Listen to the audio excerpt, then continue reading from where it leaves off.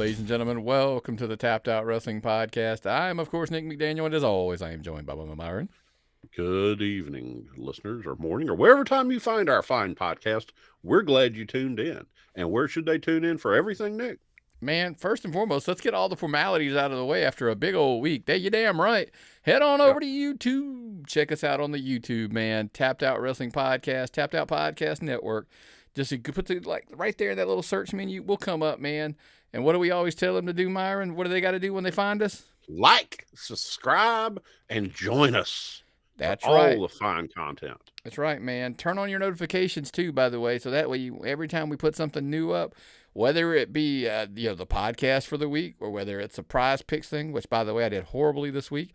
I apologize if you followed those, but if you're also checking out some other cool stuff, like I did a little little one-offs. I think Myron, over on the YouTube channel, here's what I'm thinking about doing. I did one on Cruel. It was kind of a test I wanted to see.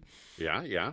I think I want to maybe start doing it that way. I want to start doing like a spotlight on a talent to where even if it's 5 minutes, me talking about them, you talking about them, little video running in the background, some highlights of them, kind of, sharing their social media stuff to try to, get them out there a little bit. Because it's, then on top of, I still want to do the watch alongs where the guys watch their matches with us, that kind of stuff. But I think that's another one I'm going to mix in. I think that's a really good idea, Nick. I really do think that's a good idea. Yeah, the Cruel went over really well. I was really, really happy with it. Good. I really think we really need to do a behind the scenes though, Nick, where we show people the joy of a 7-year-old podcast where you still have to have an hour of going through bad microphones and stuff every week to get it. People don't understand. So you say you want to do a podcast. Yes. That's what I always tell people. So you really want to do a podcast, or you say, Jesus, Pete, man, I'm looking at this is horrible, like audio podcasting. My beard is white as shit, Myron. What happened to me? You have gotten old, my friend, just like me. God. Tomorrow is my 50th birthday. When you hear this, people, on Tuesday, it will be my 50th birthday. 50 years on this planet. And I thank everyone for all the support and the wonderful way I get treated at wrestling shows by wrestling fans and wrestlers and people out there. You don't know how much that means to me. So how about this? The running joke, Myron, A, is happy birthday. I do want to say that, get that out of the way. But B, we're going to break all the rules. Pull your microphone closer to you for me a little bit. Okay. Yeah, you got you're a little low. I want to make sure I can hear you. I give like subtle cues, like I tap my ear, like my headphones and stuff like that. And I said, the hell with it. Just tell him to get a little closer to bring his audio up a little bit. So anyway, lots of stuff, dude. Lots of stuff going on in the wrestling world right now. Fun. So, listen, we appreciate you guys. Keep the questions coming. tappedoutpod@gmail.com. And I'm going to plug the shit out of something real quick before we get started. I've been doing these live streams for comic books on Whatnot. Tapped Out Pod. Follow us over there. I'm not going to take too much time up, but give us a follow. I think you'll enjoy some of those shows that I've been doing over there in the mornings as well. You get all kind of people tuned into those things, don't you? Yeah. It's building a good following over there, but I want people to check that out. And it's a pretty cool environment. We chat every morning. I usually jump in there and we'll do some chats and stuff, but we'll talk about sports, life insurance. One day it was a 45-minute conversation about life insurance. Listen, the people in the chat room drive the car. I jokingly tried to, a friend of the show, Tim, was asking me about it, and I said, okay, it's kind of essentially basically, it's like a Twitch stream or a YouTube stream where I'm selling shit. Yeah. That's essentially what it is. So stop by Tapped Out Pod over on the Whatnot app. Check it out. And it's, like I said, it's very, very entertaining. But tappedoutpod@gmail.com, that's where I want you guys to keep sending the questions, because, man, it helps to drive the show so much easier when you guys are sending the questions in and we're just answering them away. So, Myron, without further ado, let's open the mailbag. Isaiah from Parksdale, California. Do you guys think there will be an actual faction with Bray Wyatt? Or do you buy into the theory that he could have 6 different personalities? Well, I tell you what, Isaiah, I don't have a damn clue. Because this is stuff makes, you're going to hear this after Raw. Okay? Right. We're recording Monday morning or Monday afternoon before Raw. So when you hear this, you might know what's happening. But as of right now, Myron doesn't.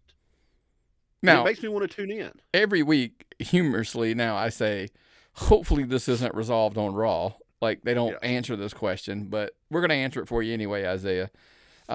Listen, I honestly, the more I think about it, think I would prefer the multiple personality angle, where it's, like, it's just him, 6 personalities, and like somebody was like, okay, so like we saw on Smackdown, right? The guy that cut the promo in the ring. That's Wyndham Rotunda. There's one. Like, he's going to be his normal person that I love you and I missed you, and I'm not mocking him. I'm being honest, like, that. But the character, like, I missed you fans, I loved you fans, and you helped. You were there for me. That's Wyndham Rotunda, right? But you have Uncle Howdy, which is the dude, the evil dude with the mask. That's going to be this horror movie. They're talking about doing a horror movie with that character as the one of the character of the movie. But I think, like, that's the evil one, right? Okay. You have the Eater of Worlds, which is the Swamp, Bray Wyatt. Firefly Funhouse, Bray Wyatt. Now listen, I get it. Like, he may be dead. Like, they killed him, right? But he's still, like, possibly there. Then, of course, you have the Fiend. And then, of course, you have good old Husky Harris from his NXT days, right? So I'm not saying they all 6 show up, but do you see flashes of a la the Faces of Foley type of scenario? What's your favorite one, Nick? Dude, I was always a big fan of Eater of Worlds, like the whole the Swamp guy, Swamp guy, Bray Wyatt. Him and my daughter share a nose ring, the same kind of nose ring, which is weird. I think, by the way, the Fiend I enjoyed. Listen, and it's personal. I'm not shitting on the Fiend. I'm saying it went a little far for me. Yeah. Which, listen, we cheered a dead man for 30 years. Or whatever, 20 years, or 30 years, yeah. So, whatever. I mean, I'm not crapping on, like, it went a little far for me. But I think you're still going to need another body, which is like the whole thing about Bo Dallas coming back. Like, if you're going to have the Fiend show up to look at Uncle Howdy or whatever his name's going to be, then you just slap Bo Dallas in the Fiend outfit, whatever, and you leave Bray and the Uncle Howdy or whatever. So I still think there's the magic to be made where you could still see multiple characters at a time if you're trying to go down that route. But I think I don't know. You like the faction idea, right? I mean, I think, is that your take? Or I was liking the faction idea too. We went over this point so in depth. I'm not a fan of all the magic and the hoo-ha, but there might be some people that would benefit from this. I don't think the people that were originally slated by the internet to be on this faction would agree, but it's not. We'll have to see, man. We'll have to see. It's just so fast developing. It's different, and the people that were slated to be in the faction by the internet, they're already doing really good on their own. Right. I don't think, because originally we had heard Cross and Scarlett, and we did Strowman. You'd heard Liv, and you'd heard Alex, and I'm like, look, a lot of those. I'm not saying they don't make sense, but my thing is, man, get them off on their own. I'd heard rumor that Wyatt wanted to help make people. Yeah. So, okay, we clearly go, like, I do really like the concept of the personalities. But let's say they go the other direction and there's a faction, right? Like, they were talking about people, was it Colin Delaney or something? They're saying, like, he might be coming in to work as, one of the character, like, if he's going to have a faction, I do think let's say there's 6. We're going the Wyatt 6 theory and there's 6 members. Mm-hmm. I'm okay if it was like, if Cross was the other one, and then it's like a lot of, newer guys that they're going to try to make. I don't think you need to load it up with 6 guys because if you load it up too much, I think it chews up a lot of your roster. Yes. And it ties them up into storylines. Now, unless you've already, here's the only thing I will say. If old Marvel boy that they've hired has already plotted out how they're gonna weave that against the bloodline, and they're gonna weave it against this faction, and they're gonna weave it against, you've already kind of like started doing some long-term storytelling. Yeah. All right, because here's the thing. Anybody, in my opinion, that goes up against the bloodline, I mean, they're gonna need to be pretty loaded too. Yeah, definitely. I Because mean, that's one thing right now. That's why Roman's got the belts, in my opinion, and it's why it's harder to take the belts off Roman, in my opinion, because there's so many people following him around. They even have an enforcer. Okay, right. for Christ's sake, it's a huge faction. It's harder and harder to lose the belt. Then you're going to have to build up an entire group of people to take it down. So That's the part where I'm like, okay, if they're going this route eventually, yes, I can see potentially, I can see the whole stable thing going. So, me personally, I think that it's more fun long term to do the personalities take. But hey, I'm not saying that I would completely crap on the faction idea at all. So, Isaiah, my answer is I prefer the personalities thing. Do you have a choice, Myron? I'm going to hold my opinion right now. I'm high on both ideas. I really think both ideas would work. So I'm going to just hold off on my opinion to see how it goes. Gotcha. Because it's just interesting time to be a wrestling fan again. Yep. Like all of a sudden, it got really interesting again after years. Even let's admit it, folks. There's been some years where it's been a drag to watch every single damn show. Well, it dipped. The interest level did dip. Yeah, that's fair. Yeah. So, thank God for independent wrestling that kept us into the whole thing. Right. But yeah. But we got another question, and this is going to tie into the theory of Roman and the titles and the theory of Austin Theory. Jeremy from Richmond, Illinois, with rumors of Austin Theory having to defend his Money in the Bank case, possibly at Crown Jewel. Do you guys think he got a fair shake when Triple H took over? Huh? What is fair, right? That's I always say. It's wrestling. And is he not on TV every week? I know you say that, but here's Myron. He's on Raw. He's drawing a check here, and look, I get it, the money, etc., whatever. Money's not everything, and I agree with that. I mean, Vince saw something in him clearly, right? Vince was going to make him like a top guy. The flip argument to that is Triple H may not. I disagree with you on that, Nick. I probably think Triple H sees the same thing in him that Vince did. Maybe he just wants to do it a little bit slower. We said that a couple weeks ago, right? 100%. Yeah. Vince put a rocket on him. Maybe Triple H is just going to make him do it himself, where he becomes a credible heel. He becomes somebody that they can believe in, and he becomes somebody that they give long-term stuff on. I mean, remember Roman Reigns, okay? Yeah. When they brought Roman Reigns up, they shoved him down your throat as a babyface. Everybody hated him. Now, everybody loves him as a heel. Right, but Austin's a heel, so pushing him. Theory's a heel, so pushing him. Look, I honestly have said to people that my honest answer is yes. I do believe that Triple H sees it, and he's just kind of slowing it down a little bit, letting it cook a little more. But my point was just I was trying to say, even if they legit are going in a different direction, it could be something that simple. Like Triple H just may not see it. He may not see it in him and go, I don't think he's the top guy. He could be a mid-card guy, but I don't see him cashing in and winning the Money in the Bank because I don't think he's ready to cash in and win it. Versus Roman and the whole bloodline, that's a high impossibility. Right. It wouldn't look right. It wouldn't be believable. Even from a wrestling, it just would look like he's somebody that they're shoving down their throats. Yeah, and we're going to discuss a little bit in the next question, Myron. We're going to discuss a little bit about Roman and his championships and things like that.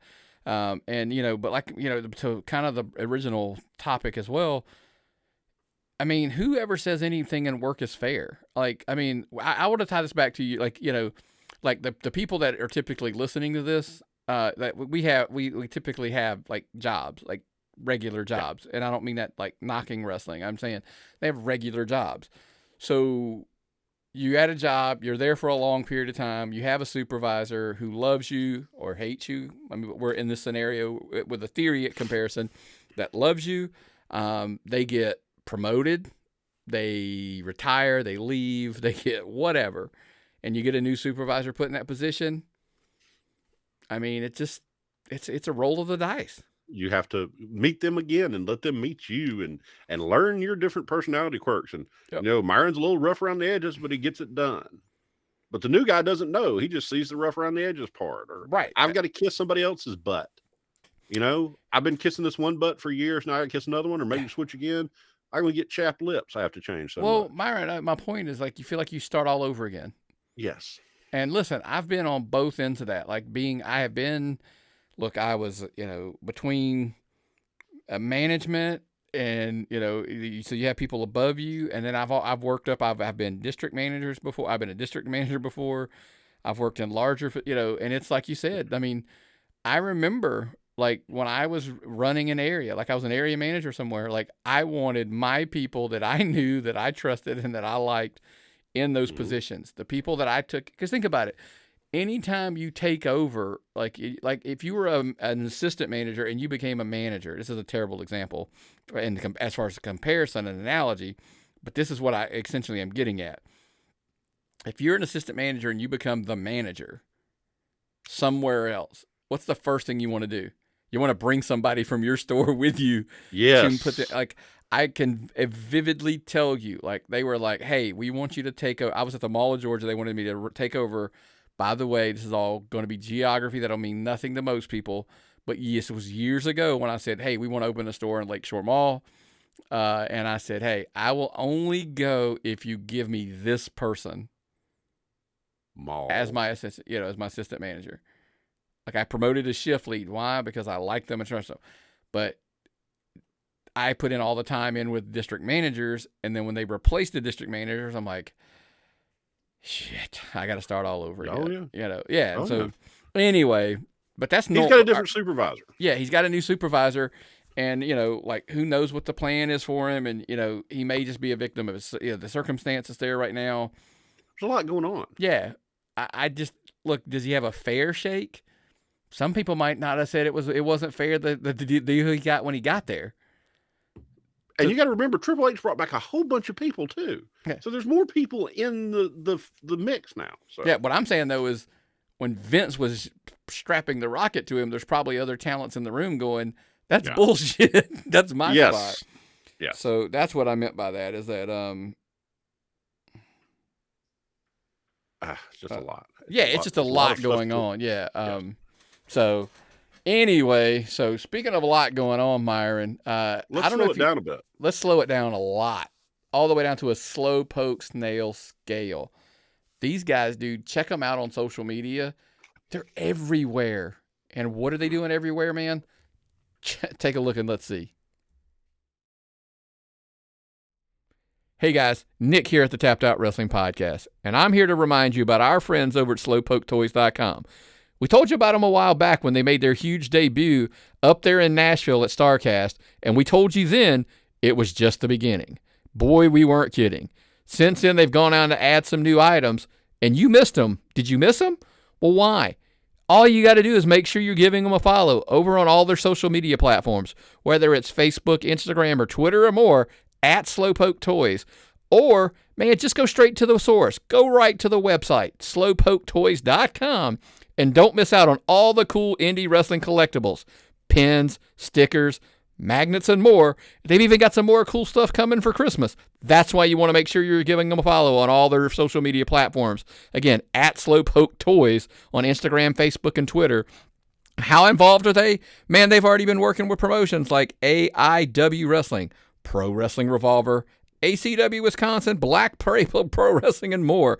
That's right, man. They're making a big dive into the indie wrestling market. And if you're an indie wrestling fan, or you got that special somebody who's an indie wrestling fan, make sure you're giving them a follow at Slowpoke Toys on all social media, Facebook, Instagram, and Twitter. And again, check them out right on that website at slowpoketoys.com.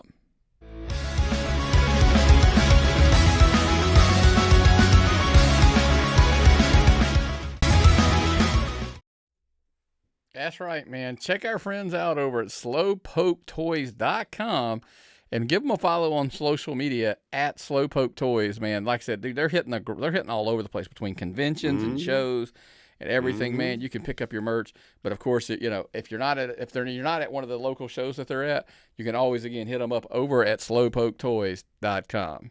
Yes. Yeah, man. Well, you know who's not on the road a ton, man, and we're getting a lot of questions about him. All we hear about is Roman Reigns. And Craig from Fort Ashby, West Virginia, asks, Roman Reigns has been champion for over 2 years now.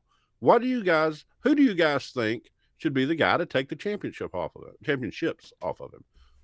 Nobody. Okay, here's the thing. He's got 2 belts. He needs to lose one, but he doesn't need to lose both. Because he's gold right now. Gold. Yeah. Pure gold. I love what he's doing. The whole faction thing. The whole acknowledge me thing. I love that. And I think that's going to be a big thing that they're going to go going forward. But you can't take both of them off of him. Take the one he's had the least, and we worked on that and can't remember exactly what that was. But if I was going to put it, who are you going to put it on, Nick? Who would you put it on if you had to?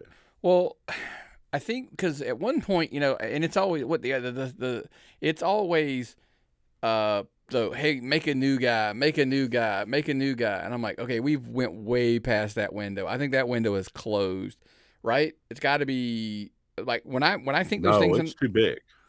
Yeah, he and like look, we were talking about Theory previously, and like one of the things that has come up is that Roman doesn't want to work with Theory, and that's why they're contemplating doing a match at Crown Jewel for his Money in the Bank. And my argument is, look, this is not popular, and we all know I'm a big Austin Theory fan. Yes.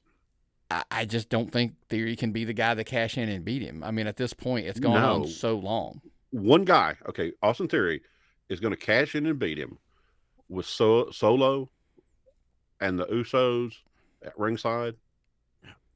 Well, yeah, there's a lot to be said for that. And I mean, people are going to know that people are already going to know that he can't do it, and they're not going to be interested in seeing it. Correct. Okay, there has to be some kind of angle to make it bigger. Maybe he falls in with a group of people. Could be. Maybe he joins Bray Wyatt to get it, but Theory on his own, it's just not plausible. Well, at this point, I think it's just going to be straight up mano a mano. It's got to be, if it's going to be that, it's got to be Cody, Bray. Listen, I know a lot of people keep screaming like, hey, he's going to wrestle Rock at Mania. I don't know that you can have Rock beat him for a title because Rock's probably wrestling that match and that's it. Yeah, he's not going to stay and run a program. Correct. I mean, he's going to work that story up to that point. Yeah. He'll get a huge payoff, and then he's going to go do something else. Gotcha. That's the Rock. So, yeah, I don't know. I'm waffled. Now, we came up like, look, we were spitfire. We had the best fantasy booking earlier. We didn't work out the details because details don't matter to us, right? No. Those are problems for people like, Matt Hankins, Dylan Freimeyer, Todd Texan. Yeah, the guys that do the details so well. Yeah, the details, that's their problem, not mine. We were saying just things like, hey, listen, clearly the bloodline angle is going to implode at some point, and Sami Zayn has ingrained himself into it. Him to be at the center. Now we're hearing that the triple threat for the Money in the Bank could be Kevin Owens, Gargano, and Theory, the three of them. Okay, if Kevin Owens wins Money in the Bank and then there's a falling out, Kevin Owens gets helped by Sami Zayn, blah, blah, blah. You see where we're going with that, right? Either on purpose or accidentally. Correct. Yeah, it could be a million different reasons. We're just saying, like, there's a potential way that you get out of it or whatever. Get out of it's maybe not even the word I'm trying to look at, but you know what I'm saying? Like, that's... Yeah. And look, but we all started. You got to split them up, man. I mean, if we had said off like when we were doing our pre-show, my take is if you're going to continue these belts like unified, then you just need to make one belt, kill the 2-belt thing, and basically call it like the WWE Undisputed Championship or something like that. I mean, I know that's what they kind of call it now, but it's 2 belts. So I'm like, dude, he doesn't need Paul to carry a belt. Like, there's 2, while he's wearing one. I mean, just either he's going to have 2 or he's going to have 1, I think you lose, you split them. I know you had a theory about like 2 nights of Mania. Yeah, that would be you defend 1 belt on one night, 1 belt on the next night. That's a solid idea. Yeah, because I mean, if Cody like comes back and wins the Rumble, let's hypothetically say, does he get the challenge for both belts, or is he only challenging for one? Because we've never clearly established that. That would be you have to do. Yes, I think that's the weakest link in this storyline right now, though. Is about like, is it 1 belt or 2 belts? Like, I shouldn't be asking that question. Do you have to declare which belt you're going after? Correct. And you can only win that one. So if something happens, you might beat Roman, but still not be able to get the belt because of a technicality and some kind of contract. Yeah. Anyway. We'll see. Yeah, It's wrestling. time will tell. And speaking of time will tell, look, man, this one is about time, but it is, however, about AEW, Myron. What's up next? Okay. Craig from Fort Ashby, West Virginia wants to know, with AEW consistently teetering over and under 1 million viewers, who do you guys think they should bring in to break that ceiling and continue to grow? Well, listen, with all due respect, I will say this. I want to start. I was going to end with it, but I think I'll just lead with it because the image we used there. Renee Paquette was an outstanding hire, by the way. And that's what people don't get when I say this. There are lots of hires that they've made that I think are really good for the product. Yes. But that doesn't necessarily mean I think they're going to make any impact on viewership. No. Or, and that's a big thing to swallow. That's a whole different twist. Yeah, that's who's left? Who's out there? I don't think there's anybody else, man. I really don't. And I could be wrong. And I know everybody's like, oh, but they could sign Okada, and I'm gonna literally as much as I think he's a phenomenal wrestler. I don't. You're talking about finding a way to stretch an audience you already have. If you bring in Okada, yeah. You need somebody like one of the Paul brothers that'll stay around a little bit more, or bring in somebody who's not a wrestler, but will be on there to do a couple matches every once in a while just to draw attention. You're going to need to do what the WWE does better than anyone else and appeal to the outside fans.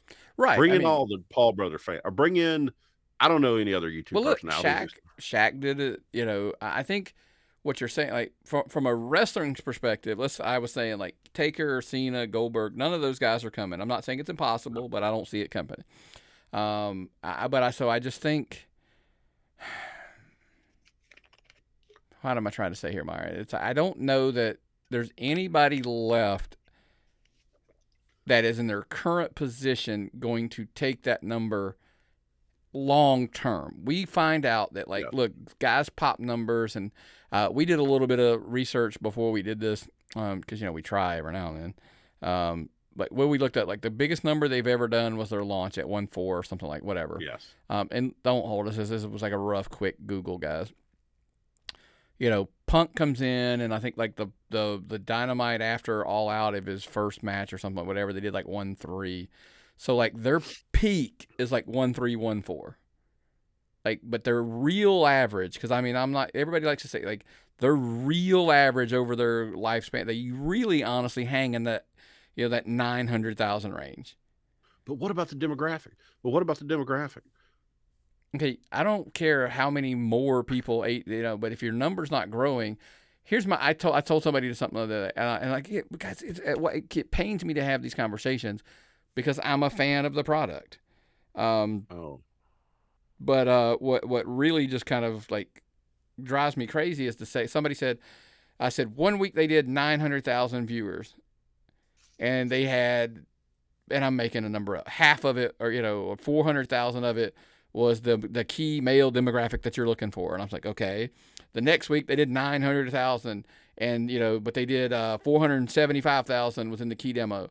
Oh, but they grew the key demo, and I'm like, okay, but you do realize if the total viewers didn't grow, they lost in another demo. If it was 900,000 both weeks, if the key demo went up 75,000, that means you lost 75,000 in other demos. And you lost them somewhere if the overall number didn't go up. This is my last day in the demo. That's right. Tomorrow I'll be out of the demo, and nobody will want to make wrestling for me anymore. That is correct. Nobody likes you. Nobody wants to make wrestling for you. Oh no! Just get more eyes on the damn thing, folks. You want to draw a different audience. If you can't draw the same audience, I said, bring FTR back in there and let those guys. And then you told me very clearly, that's the same fan base that loves FTR. It's the strength of what AEW does, because this is a strength, by the way. The strength that they have is they appeal the audience that they are currently appealing to. they do a phenomenal job satisfying that fan base. Yes. I always say, like, that fan base isn't really going anywhere because they will consistently spoon feed them exactly what they want. Yes.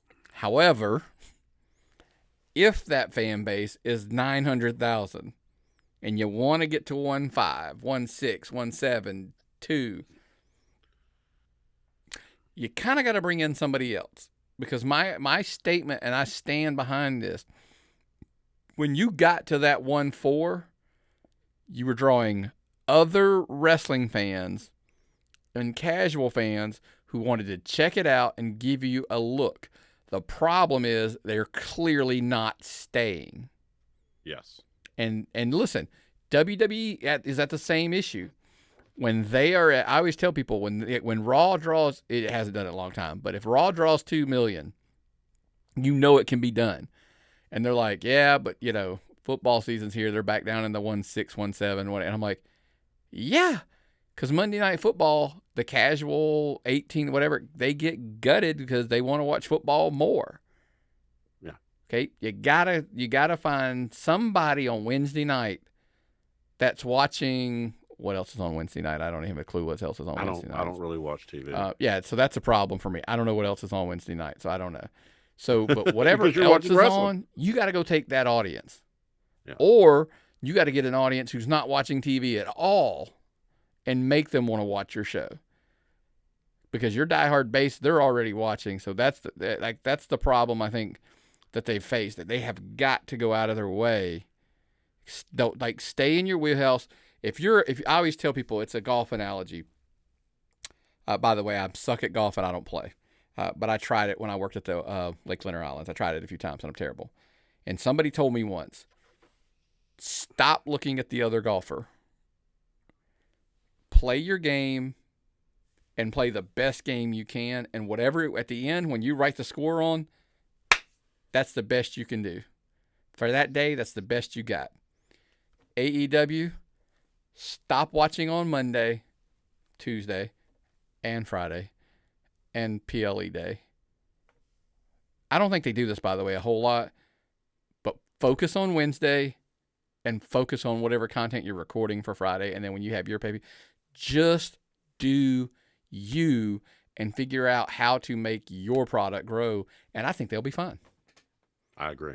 Quit chasing free agents. I don't think that's the answer. There's no free agents left, and it's just going to cost you everybody they bring in all these big contracts. It's just going to make it more expensive to produce your product. Build your own people. Continue to build your own talent, and people will get attached to them and want to see them. Yeah. But you know what, Myron? I do know of a product that does help build people, and it doesn't cost you an arm and a leg like those AEW contracts you're talking about chasing. Do you know who it is? Who's that? Athletic Greens. You're going to need a smaller cabinet because now you can take all those supplements you're taking or not taking and replace them with this. AG1 by Athletic Greens brings 75 vitamins, minerals, whole food sourced ingredients, probiotics, and adaptogens together in one place. It might just be the most comprehensive and convenient nutritional regimen on the planet. Immunity supporting, recovery enhancing, digestion improving, energy lifting. Made to the strictest quality standards. Made New Zealand. Made for just about everybody.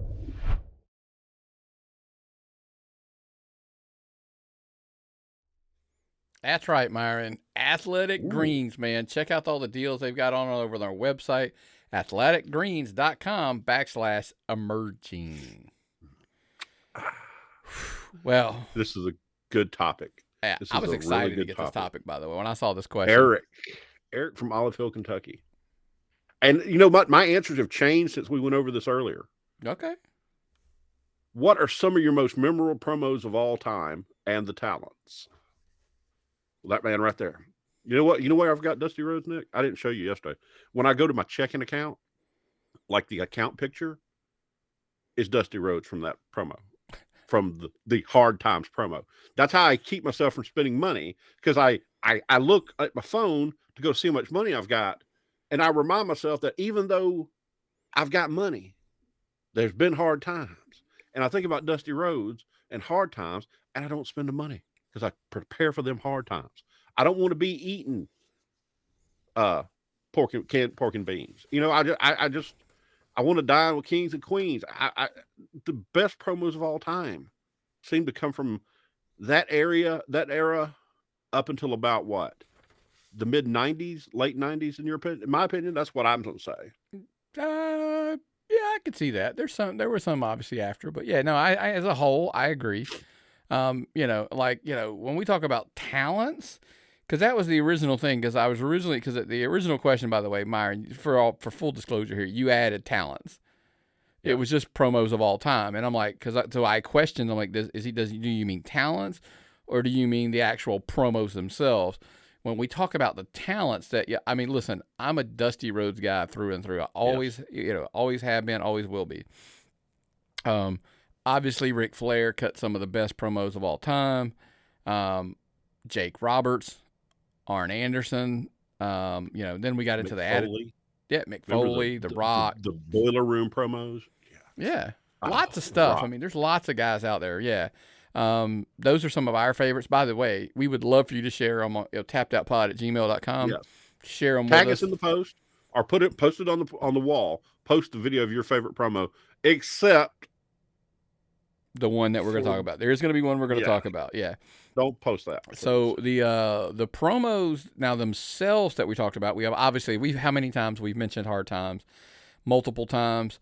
Like most memorable. Now, I'm not saying the greatest promos, by the way. The most memorable ones, when Hogan formed the NWO, essentially at Bash at the Beach, that one stands out.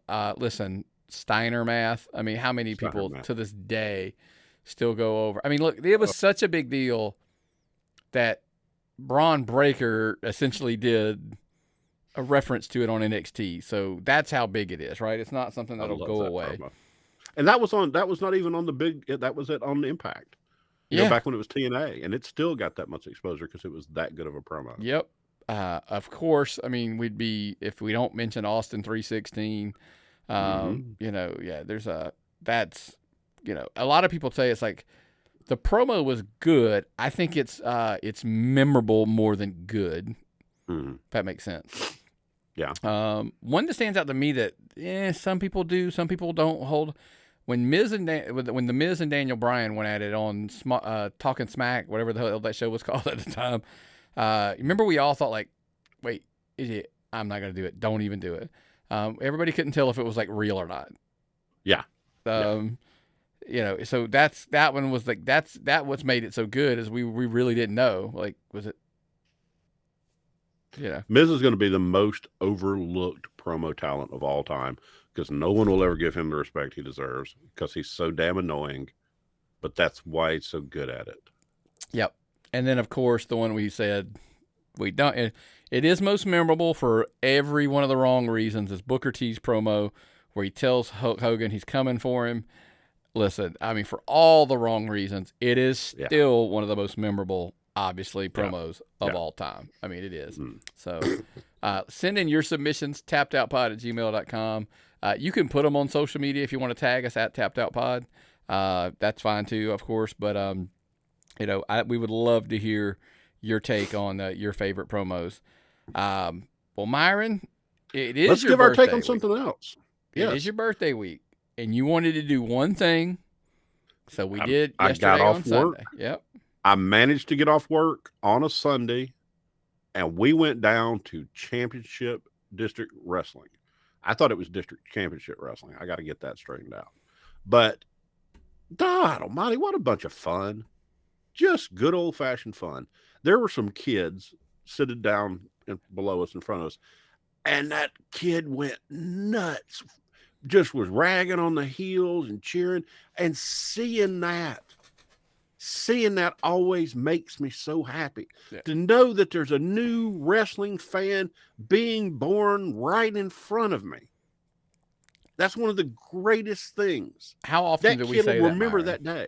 Huh? How often do we say the most fun you can have at an indie show is like sitting behind like a kid who is just so into it? Because was it Brandon? I think that might have said this. Brandon Benefeld, sorry, one of the commentary team. That when we were talking about, like, we forget, like, you're around it so much, like, you forget what it's like from that kid's eye. Oh yeah. That's Oh, yeah. awesome. Yeah. It's what? Hold on. Did you see the kid that dressed like Nick Halen at the costume contest at Southern Fried? I did. It's Andrews is his last name. Yes. I know Alex. I Yes. believe. I think Alex is his dad. Yeah, Alex is his dad. Yeah. How cool was that, man? Yeah. How cool. Wrestling kids make it so much. And they have gone to a family-friendly program now at District. Yes. That's a huge thing that, they're going to go to the work. Listen, by the way, I wanted to get this out of the way because I know somebody's going to say something. Was the show perfect? No. No. But listen, I always come back with things like, I think we're spoiled a little bit, Myron, because of Southern Honor, the production level they have. But I always try to remind people, like, you guys forget who's actually doing the production work, right? Like, yeah, these are the people that do the production work for DDP Yoga. These are the people that do production work. Well, and like the camera crew, like it's a camera guy. I mean, like, look, I get it. It's okay.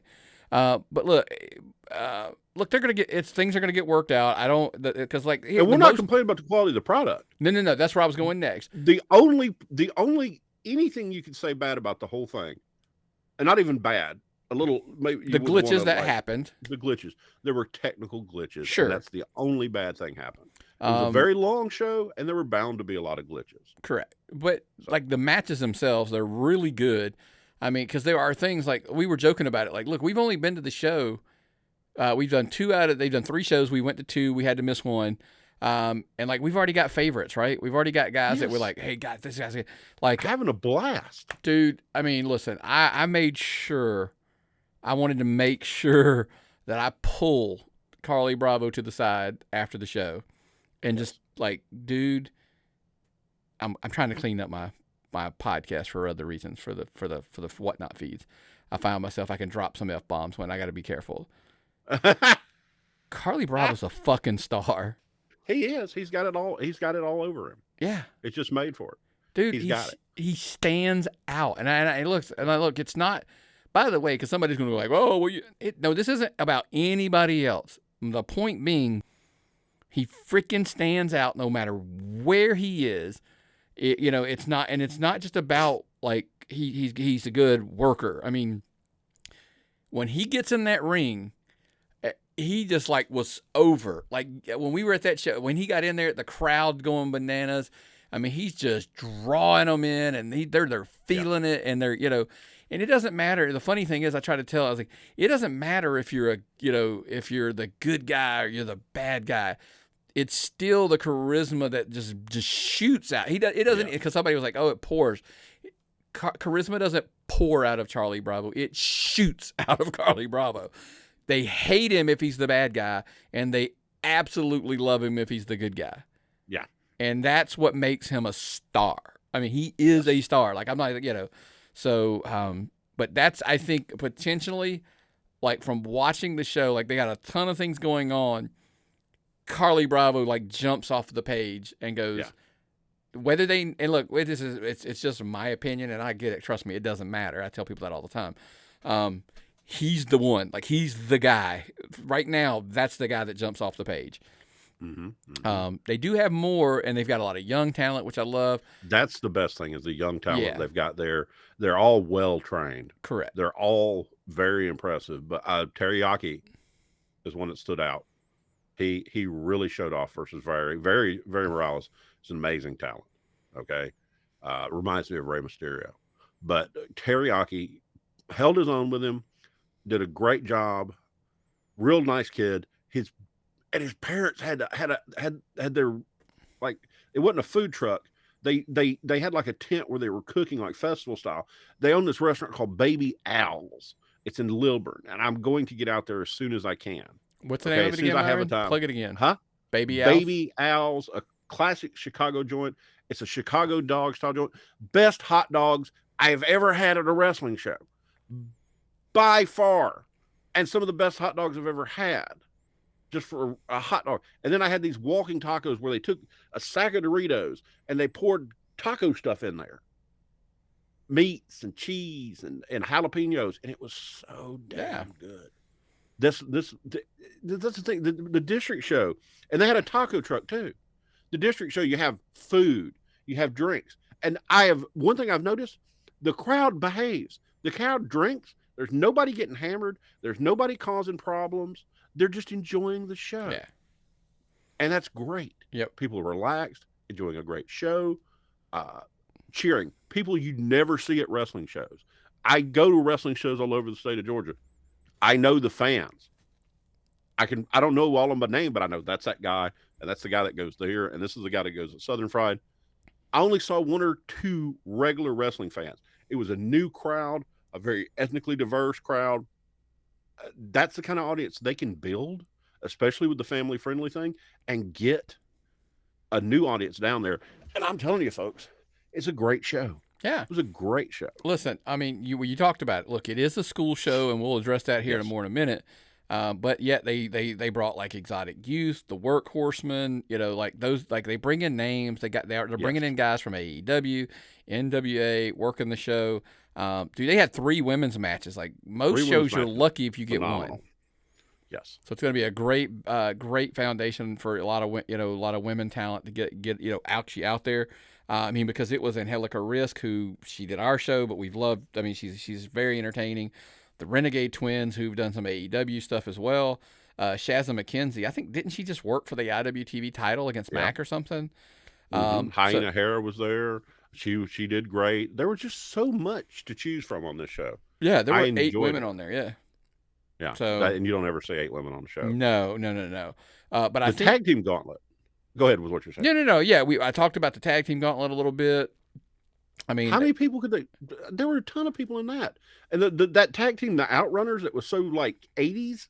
Oh my God, dude, they were cool as shit. They were some of the most 80s heels that I'd seen in a long time. Yes. But by the way, guys, that's the entertaining part. But by the way, they strolled out the Workhorsemen who come out there and show you, why they're so beloved in this area. It's all over the country for that matter.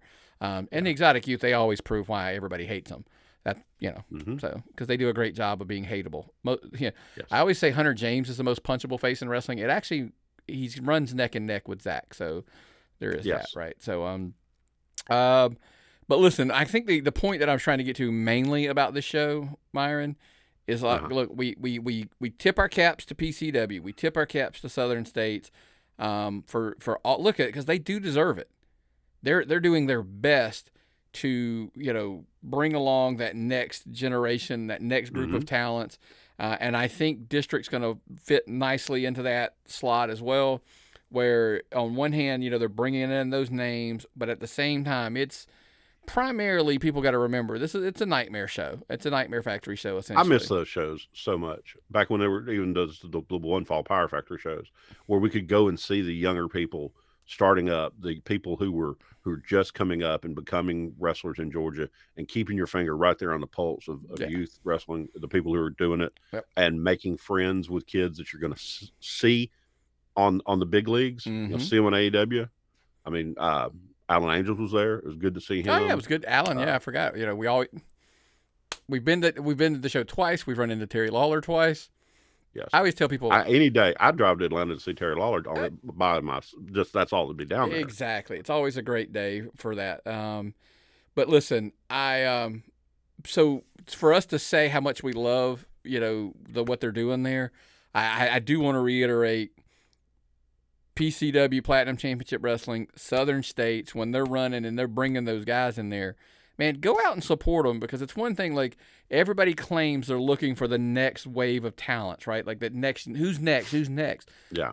They're there. You got it. And look, and I'm holding myself to the same accountability, right?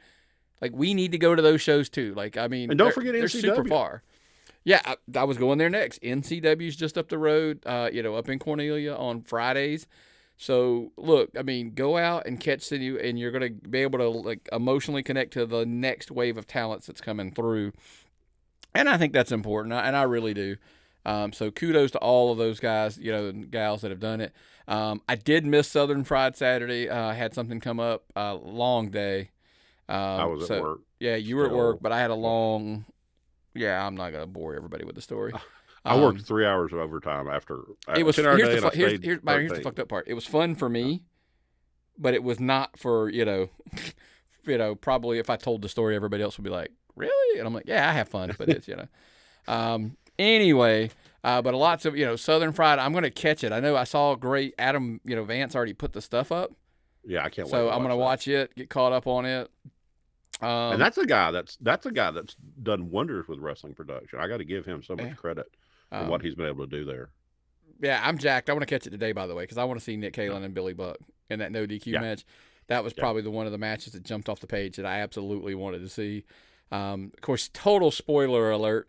Somebody posted the finish, Nick, and I saw the finish. I was like, damn it! I was going to try to watch it before. I caught spoilers, but that's what I get for not going. So it's on me. But anywho, because you can catch their show when they post it, Myron. Where do you catch them? On YouTube, Southern Fried Championship Wrestling. They have their own channel over as well. Mm-hmm. But while you're on there, go to both pages, Tapped Out Wrestling Podcast.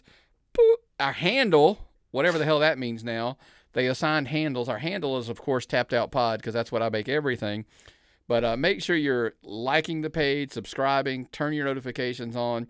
And, of course, if you join and become a member, you get the show early, you get it often, and so forth. All the extras that we throw there behind the scenes. But, of course, look, we are fully aware there's a lot of people out there who are just audio listeners. They prefer to listen to it on whether it's Spotify, Apple Podcasts, iHeartMedia, Google Podcasts, Amazon Music. Yes, we are on Amazon Music as well. Subscribe to us, man. Give us that 5-star rating and review. We would greatly appreciate that. Any other crazy things you got, man, this birthday week? Nope. I'm a happy birthday boy. I'm sad to be aging out of the demographic, which is a huge joke actually to me. But I feel solid about Georgia wrestling, independent wrestling in Georgia. I feel solid about wrestling on a national level. I hear wrestling is great in other states too. This is good for something we love and devote so much time to see everybody doing good. And I'm hungry because I've been thinking about them hot dogs. Baby Al's, Lilburn, check them out. Yeah. And hey, there's another one. I told the guy, look, I was going to plug the show. I was going to plug him, and I totally did not forget. He's probably thinking I forgot by now. Jamie Martin, Pressure Wash. Jay Martin and company. They do pressure washing. They are on Facebook. Give them a follow. And if you need to connect through me, I'll help you get connected. He did amazing work on my house, my gutters, my decks, everything. And I was like, dude, it's super fair price. I highly, highly recommend him. He's probably going to kill me because if he starts picking up too much business, he'll be like, it's too much. So, yeah, if you're in the area here, in the the North Georgia area especially, call him or message him on Facebook. It's probably the easiest way. I'm not going to give his number out without his permission. I just told him that I'd plug him. And because I do, man, anytime anybody does business with me, for me, whatever the words I'm looking for, I will always tell you if it was fair, that it was good work. Listen, if the wife was happy, like that alone should tell you that he did a good job, and she was more than happy with it. She was like super happy to the point like I'm like, hey, I need you to do my mother-in-law's house. If I'm willing to send you to my mother-in-law's house to do work, trust me, I have a lot of faith in you. So shout out to Jamie. Appreciate all the hard work and everything, man. It looks great in my opinion. But as I always told my wife, what do I know? I just work here. Anything else, man, before we get out of here? No, I'm a happy person. All right, enjoyed my day. Have a good one, folks. Well, what's the old saying, brother? We'll see you next time. If I've got nothing and you've got nothing, what time is it? It's time to tap out.